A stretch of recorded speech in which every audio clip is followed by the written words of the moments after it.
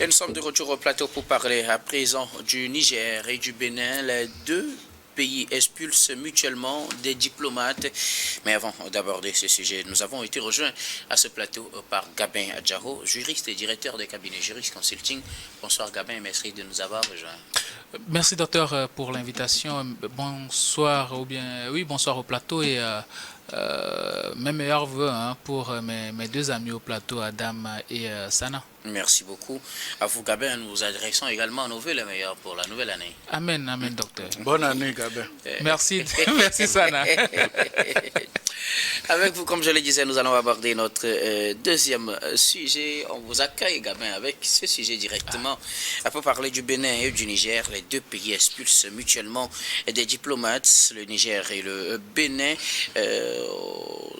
les relations entre ces deux pays sont très tendues depuis le coup d'État intervenu en 2023 au Niger. Les deux pays ont mutuellement expulsé leurs diplomates. C'est ce que nous avons appris ce week-end. Le régime nigérien mène une politique souverainiste, anti-impérialiste, et reproche au Bénin sa proximité avec l'Occident. Le Niger avait d'ailleurs dénoncé des collisions entre le Bénin et d'autres puissances dans le but de mener des attaques contre ce pays, le Niger, et le coup d'État aussi du Bénin. Dans les réactions officielles, l'on soupçonne des pays voisins sans toutefois citer aucun pays, ce qui aurait envenimé encore les relations entre les deux pays sans raison apparente, sans explication. Le Bénin a expulsé un agent de renseignement et un policier en poste à l'ambassade du Niger à Cotonou, qui est la capitale économique du Bénin. Et donc, en réaction, le Niger fait de même, des diplomates qui sont donc exclus des deux pays sans donner réellement les raisons, comme je le disais. Mais dans le décor, on sait qu'il y a eu un coup d'État raté au Bénin où on accuse les pays voisins, parmi lesquels, bien évidemment, le Niger. Et au Niger aussi, il y a eu des tentatives, dont on a dénoncé des tentatives de la part du Bénin avec d'autres puissances pour renverser le pouvoir de Niamey. Les deux pays expulsent leurs ambassadeurs, Gabin. Oui, c'est encore parti pour une autre épisode du feuilleton entre le Niger et le Bénin. Et c'est très malheureux parce qu'on avait constaté cela depuis 2023 où les relations étaient devenues difficiles après la position du Bénin qui voulait aussi intervenir militairement pour restaurer quand même l'ordre constitutionnel de l'autre côté du Niger. Mais après, on a constaté que Patrice Talon était ravisé et puis il y a eu beaucoup d'émissaires béninois qui sont rendus à Niamey pour essayer de discuter avec le régime nigérien afin d'améliorer les relations entre les deux pays, parce qu'on sait très bien que les deux pays entretiennent d'étroites relations, que ce soit commercial ou bien même sur le plan démographique, les deux pays se côtoient beaucoup, et donc le Niger a assez d'intérêt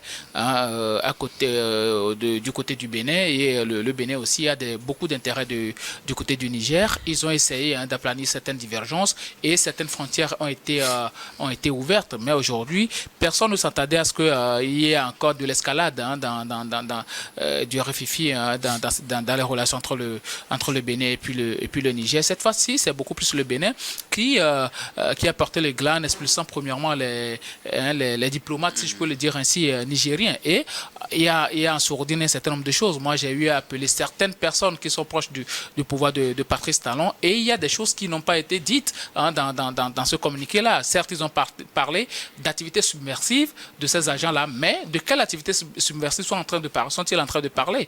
Parce que derrière, nous savons très bien qu'il y a eu ce coup d'État raté du côté du Bénin, et jusqu'à maintenant, beaucoup de personnes se demandent où se trouve le lieutenant-colonel Tigri, qui était quand même le chef de la bande et tout ça, mais le Bénin dit qu'il serait dans un pays voisin. Le Bénin avait dit, c'était le porte-parole du gouvernement qui l'avait dit. Vous m'avez dit qu'il avait dit que non, il serait dans un pays voisin et tout. Mais aujourd'hui, le Bénin sait avec certitude que Tigri est au Niger. Et à Niamey, il serait logé dans une résidence proche de la présidence. Ça, c'est ce que vous dites. C'est ce que moi je suis en train de dire. C'est pourquoi j'ai utilisé le conditionnel. Il n'y a pas encore de communiqué officiel, mais c'est ce que je suis en train de dire. Et quand je fais le lien avec les activités subversives dont on est en train de parler, ça veut dire que le Bénin soupçonne le Niger d'avoir agi avec Tigri pour déstabiliser le pouvoir de Patrice Talon. C'est une question de... Le Bénin ne l'a pas dit clairement. Le Bénin a dit il ne peut pas le dire clairement. Il y a des pays voisins, sans citer... Le Bénin ne peut pas le dire clairement, mais il faut faire les analyses compte tenu de la géopolitique aussi. Parce que nous savons pratiquement, quand nous prenons les pays de l'AOS, dont le Burkina et le Niger, qui ont des frontières avec le Bénin, aujourd'hui, la réalité est que ces pays sont pro-russes.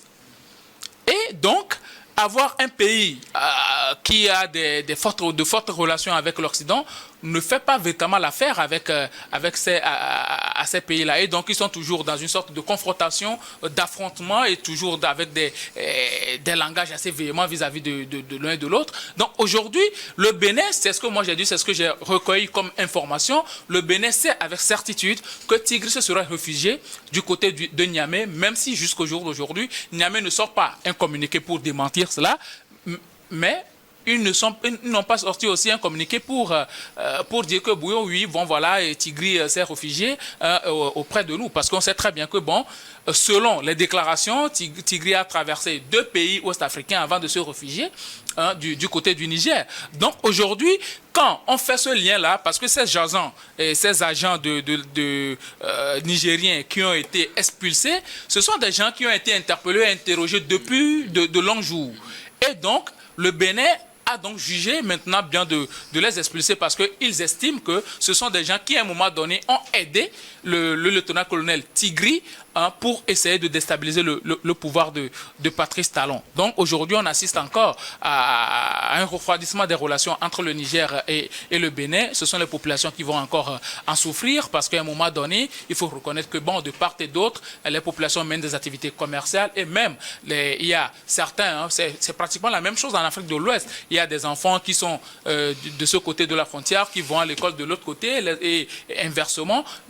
Et bizarrement aujourd'hui, après un calme observé au niveau du Bénin et du Niger, où on se dit que les relations vont beaucoup plus s'améliorer, parce que n'oublions pas que jusque-là, le Niger n'a pas encore ouvert ses frontières. Avec le Bénin. Et donc, aujourd'hui, il faut remarquer que c'est une situation très difficile, parce que le Bénin a pris le temps de faire un certain nombre d'enquêtes, et c'est là qu'ils se sont rendus compte de certaines choses. Peut-être les prochaines heures vont beaucoup plus nous situer, mais ce sont des informations en sourdine que moi je suis en train de donner par rapport au coup d'État jusqu'à l'expulsion des agents nigériens répondus du tic au tac par le Niger.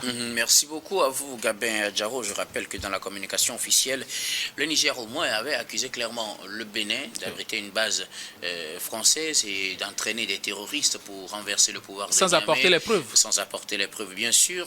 Mais du côté du Niger, je rappelle que du côté du Bénin, excusez-moi, le Bénin n'a jamais cité nommément aucun pays. Et donc, les informations que vous fournissez relèvent de vous et de vos enquêtes à vous, Gabin Adjaro. Voilà. Alors, Adam Adjronou, le Bénin et le Niger voient leurs relations se refroidir de nouveau. Le Bénin expulse un agent des renseignements de l'ambassade du Niger.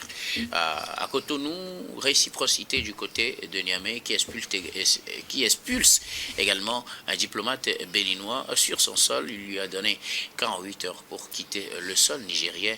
Le froid s'installe à nouveau entre les deux voisins. Oui, bon, est-ce que ce froid-là s'est estampé? Non, je n'y crois pas. Ça s'est vraiment refroidi un peu. Tout à fait. Plus glacial. Tout à fait. Donc, ça s'est juste réchauffé. Mais vous savez, moi, je pense que les motifs soupçonnés par Cotonou, en tout cas depuis ce coup d'État raté du pouvoir de Patrice Talon, moi, en tout cas, de mon point de vue, et lorsque vous faites les recoupements, je m'y attendais un peu, voire pire d'ailleurs même. Pour moi, j'attendais à ce que... puisque lorsque vous interrogez en réalité certains points, j'étais quand même plus que sûr que le Bénin referme également ses frontières à nouveau. Mais ça n'a pas été le cas. Donc, vous voyez, on parle de 2 agents qui auraient plus ou moins des motifs liés un peu, en tout cas, à ce coup d'État-là, lorsque, en tout cas, on a interrogé les appareils, en tout cas les appareils téléphoniques, c'était ce qui est interrogé pour la plupart du temps. Donc, a conduit, en tout cas Cotonou, à pouvoir donc les expulser. Mais ce qui est important, comme je l'ai dit tantôt, nous savons bien évidemment que le froid que vivait Cotonou et Et Niamey, aujourd'hui, avec la présence de Patrice Talon, n'est pas la personne idéale à pouvoir donc résoudre cette crise-là. Donc moi, je pense qu'aujourd'hui, ce qui est important, c'est que nous savons que dans le temps, Patrice Talon va partir, même si en réalité, c'est un de ses pions qu'il a positionné donc pour le succéder.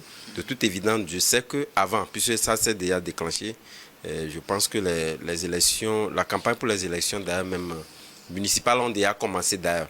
Ça voudrait dire quelque part que Patrice Talon n'est plus la personne idéale pour résoudre cette crise-là ou dénouer en tout cas ce froid glacial-là entre Cotonou et le Niger. Donc, je pense que quelqu'un qui s'interpose aujourd'hui en pouvoir mener en tout cas des actions pour arriver donc à dénouer cette crise-là perdrait véritablement son temps. Mais ce que l'on souhaiterait, c'est justement pour que ces élections-là puissent passer. Parce que même, comme je l'ai dit tantôt, si on sait que c'est en tout cas un fiole de Patrice Talon qui est en pouce, en tout cas en bonne position, même si c'est les élections, nous dira le dernier mot, au moins cela permettra d'avoir un nouveau son, un nouveau vent dans les discussions. Puisque aujourd'hui, je pense qu'il y a eu une discussion entre le pouvoir de Patrice Talon et le Niger, mais cela n'a pas permis, n'a pas suffi à pouvoir dénouer cette situation. C'est pourquoi moi je me dis, déjà le changement de personnalité à la tête du pouvoir de Cotonou peut amener à d'autres alternatives qui puissent permettre de convaincre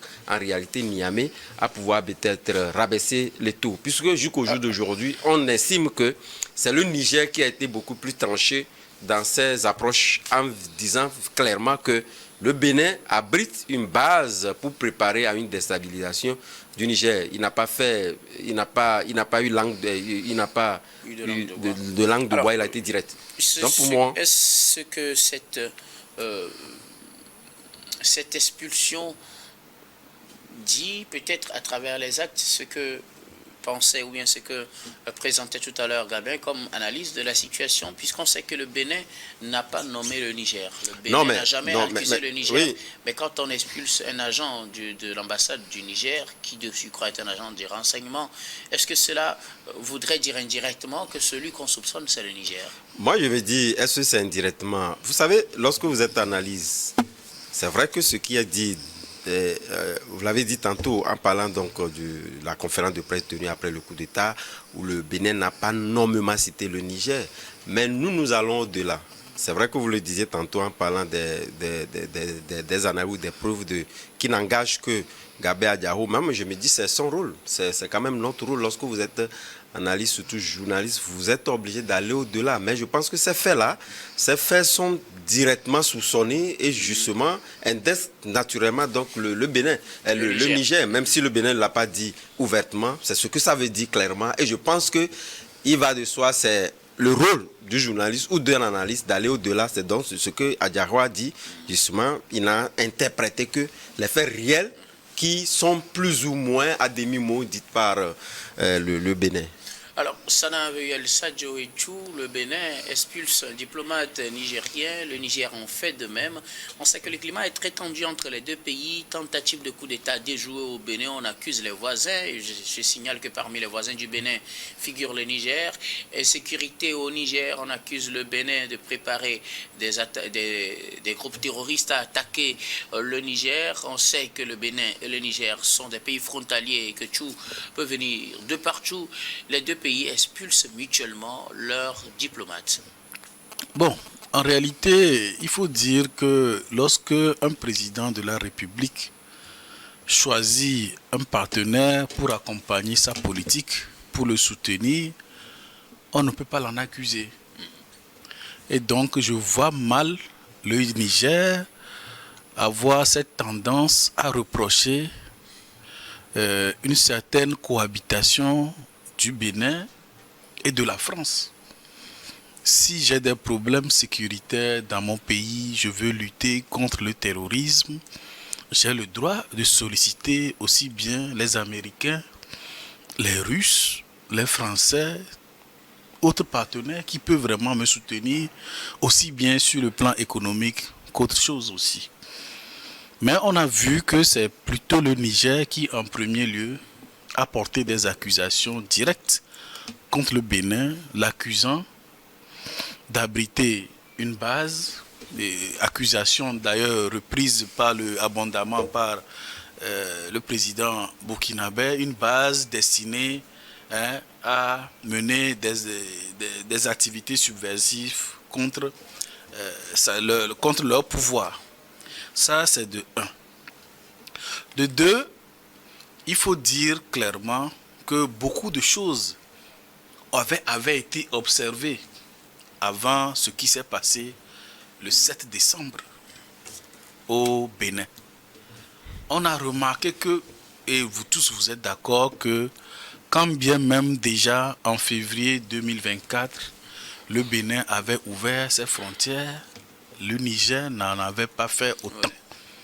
Mais quelques jours avant ce qui s'est passé le 7 décembre au Bénin, on a vu qu'il y avait de gros, c'est-à-dire des objets qui étaient disposés, mais quand bien même la frontière était fermée, il y avait d'importants blocs de pierre, de barrages qui étaient érigés du côté de la frontière du Niger. Mais on a remarqué que quelques jours avant, ces barrières avaient été écartées, laissant penser qu'un compte se préparait à accueillir un cortège. Mais quand vous êtes analyste, ou bien que vous êtes représentant d'une certaine autorité au Bénin, et que ces événements surgissent à un moment donné où votre voisin ferme ses frontières depuis, et à la veille d'un coup d'État, on remarque que du côté de votre frontière, vous essayez de libérer le passage. Pour quelles raisons? C'est des questions qu'il faut se poser. Et je pense qu'il y a vraiment des raisons qui peuvent laisser penser que le Niger serait vraiment plus ou moins impliqué dans cette affaire. Il faut le dire de manière très claire. Et vous verrez que moi, dans cette situation d'expulsion de diplomates nigériens, il faut quand même féliciter, disons, l'approche diplomatique du Bénin. Dans d'autres pays, comme on le fait à certains diplomates occidentaux, on les enferme. On les jette en prison. Le Bénin n'a pas fait cela. Le Bénin n'a fait que donner un ultimatum pour que ces deux diplomates, l'un était commissaire, l'autre agent de service de renseignement, on leur a prié de rentrer chez eux dans un délai de 48 heures. Le Niger applique cette réciprocité au premier conseiller de l'ambassade du Bénin au Niger, et le Bénin décide à partir d'aujourd'hui de suspendre toutes les activités de son ambassade. Oui, malheureusement, ce sont les populations qui vont en partie, qui vont en souffrir parce qu'ils seront privés d'assistance consulaire et autres, ils souffrent déjà de cette fermeture de la frontière. Vous imaginez le délai avec lequel les transits entre le Bénin, plutôt entre le Niger et le Togo, le transit qui était orienté vers le Bénin est détourné au Togo actuellement. C'est vrai que ça fait du bien à l'économie togolaise, mais qu'est-ce que ça coûte aujourd'hui aux Nigériens? Ça coûte les délais, les files d'attente longues, parce que un trajet prend au moins 2 semaines. Il faut sécuriser. Et aujourd'hui, quand bien même il est décidé de faire transiter l'uranium du Niger par le Togo, il faut reconnaître qu'il y a des coûts élevés parce que le Bénin, passer par le Bénin, c'est moins coûteux et ça prend moins de temps. Et c'est des choses qu'il faut analyser en disant quel intérêt le Niger a toujours à fermer sa frontière avec le Bénin. C'est la question qu'on se pose, et le dernier rebondissement, c'est la suspension des activités de l'ambassade du Bénin, activités diplomatiques et consulaires du Bénin au Niger. Quelles conséquences, Gabin? Déjà, il y a un froid diplomatique. Il y aura plus véritablement d'échanges entre les deux pays, même si on sait très bien que des pays qui ont des intérêts économiques assez colossaux, quand on sait très bien que le pipeline du Niger passe par le Bénin et tout ça, et le Bénin aussi tire des dividendes là-dedans. Donc à un moment donné, je pense qu'à un moment, il va falloir aller vers la calmie. Il y a tellement de conséquences économiques, conséquences diplomatiques et conséquences surtout sur la population, parce que quand on parle de libre circulation des personnes et des biens, ce sont des activités économiques qui sont affectées et aussi les relations entre les citoyens de part et d'autre qui sont affectées, les relations surtout d'affaires entre les citoyens de part et d'autre. Et le nombre de camions béninois qui vont au Niger, le nombre de camions nigériens qui viennent au Bénin, tout ça, ça pose réellement un problème aujourd'hui. Donc, réellement, il y a assez d'impact au niveau économique et même au niveau relationnel, à tous les niveaux, il y a d'impact et il va falloir véritablement penser à la résolution de cette crise-là. Et ça aussi, c'est un véritable problème. Je ne sais pas si vous me permettez quand même d'aborder cette partie-là de résolution probable de cette crise. Parce que quand nous prenons pratiquement la sous-région aujourd'hui, c'est deux camps. Hein. Il y a des pro-occidentaux, il y a des pro-russes. Et aujourd'hui, quand nous prenons l'AES, c'est pratiquement des pro-russes, des gens qui sont proches de la Russie. Et bon, de l'autre côté, il y a des gens qui sont proches des Occidentaux. Et quand nous prenons pratiquement le président Alassane Ouattara, quand nous prenons Bola Tinubu, quand nous prenons peut-être même Patrice Talon, ce sont les maillons durs même de la CEDEAO, ceux-là qui voulaient intervenir militairement. Et je ne pense pas que Bola Tinubu et Alassane Ouattara soient des personnages à même de faire cette médiation-là. Bon, le président togolais aussi, on sait très bien qu'il est fort dans ce domaine-là, mais aujourd'hui, la réalité est que le Togo est beaucoup plus proche de l'AES. Ce n'est pas moi qui le dis, mais c'est le ministère des Affaires étrangères qui a même dit que les Togolais se seraient prêts à 70% à rentrer dans l'AES. Ça veut dire que de l'un ou bien de l'autre côté, si tu es trop proche d'un camp, tu ne feras pas l'unanimité pour faire pour régler quand même cette question-là. Donc, je vois beaucoup plus peut-être, soit le président ghanéen John Dramani Mahama et le président sénégalais Bassirou Diomaye Faye mener cette médiation-là pour essayer de faire en sorte que la paix revienne entre les deux pays, parce que aucun pays ne gagne dans cette histoire-là. Mais avant cela, il va falloir éclaircir la situation, qu'on nous dise réellement ce qu'on reproche au Niger et que le Niger aussi communique réellement sur ce qu'on lui reproche. Et là, je pense qu'on peut tenir de bon bout cette résolution-là, parce qu'il me semble que ces deux pays sont dans le Conseil de l'entente. Donc, dans les normes, problème ne devait pas y avoir. Si problème il y a aujourd'hui, ça veut dire que nos institutions sous-régionales sont très faible. Merci beaucoup. À vous, Gabin Adjaro, le froid finalement entre le Niger et le Bénin, et ça continue avec l'expulsion des diplomates. Quelles conséquences, puisque le Bénin vient de fermer, comme vous le disiez, Sana, son ambassade au Niger. Adamo également, vous nous direz les conséquences en quelques secondes, Gabin, Sana. Oui, moi, comme je l'ai dit tantôt, quand il y a cette bruit diplomatique, c'est de part et d'autre les populations qui souffrent. C'est de part et d'autre les commerces. Vous imaginez le coût logistique lorsque vous devez passer par le Bénin, que vous devez désormais passer par le Togo via le Burkina, avec tous les risques d'attentats terroristes que vous pouvez subir avant d'arriver au Niger. Ne serait-ce que ça, c'est vraiment un coût non négligeable à tenir en considération. Mais moi, je pense sincèrement que la voie de résolution de ce problème, il faut que tout le monde ait les pieds sur terre. Ce que je l'ai dit tantôt, lorsque je suis président de la République, je suis libre de choisir mes partenaires. Et si déjà, c'est un problème pour un État que moi je choisisse les partenaires qu'il me faut, ça veut dire que le problème se trouve dans comment on appelle ça, dans la conception de tout. On ne devrait pas juger un pays comme le Niger parce qu'il est proche de la Russie. C'est comme ça, le Bénin aussi a le droit de choisir ses partenaires. Mais aujourd'hui, on remarque que lorsqu'on choisit son partenaire, oui, on devient ennemi juré, on invente, je dis bien, on invente, et j'assume ça, on invente des histoires comme si on veut déstabiliser son pays. Supposons même qu'il y aurait des bases militaires des bases militaires françaises au Bénin. En quoi ça gêne qui ?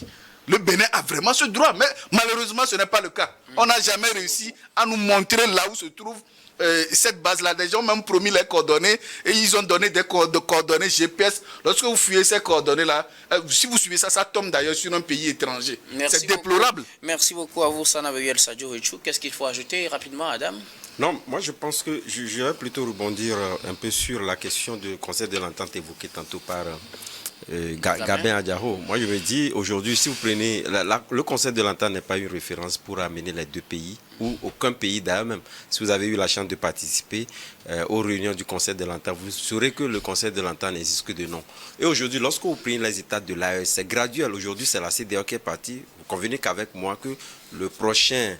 ou bien la prochaine organisation qui va être soustrait, c'est justement l'UMOA, avec l'établissement justement de la monnaie, la Banque centrale et leur monnaie donc le Conseil de l'Entente, ils n'ont même pas besoin de quitter. Puisque lorsque vous voyez combien de ministres, lorsque les ministres du Conseil de l'Entente ne viennent même pas, lorsqu'on organise, puisque la plupart les abritent, même il n'y a pas d'eux qui arrivent.